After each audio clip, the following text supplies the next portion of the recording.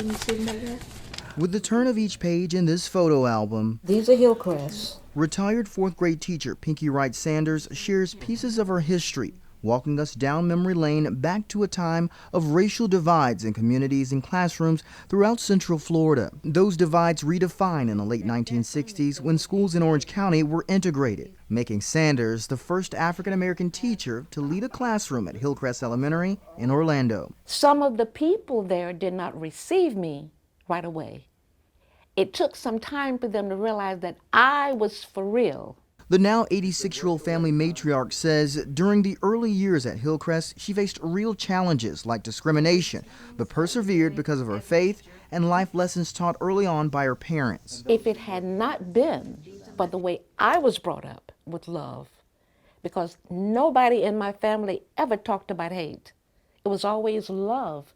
So when I walked into that school and I said, okay, here we go. With her head held high, Sanders walked into Hillcrest on day one as a fourth grade teacher. She says even though those first days and weeks were rough, her faith and love for children kept her strong. There was a time right after I got there, I could go by a student's desk, tap them on the shoulder, say something pleasant, and they wouldn't. Okay? I get that from them.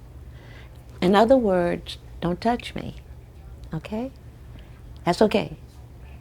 But there was a time when I kept on doing what I was supposed to do, loving them and whatever, until those same children was ready to do this on their own.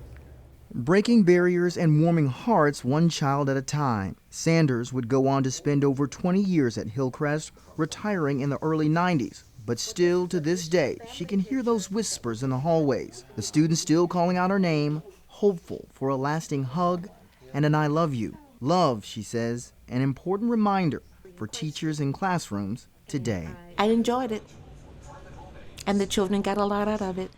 In Orlando, Curtis McLeod, Spectrum News 13.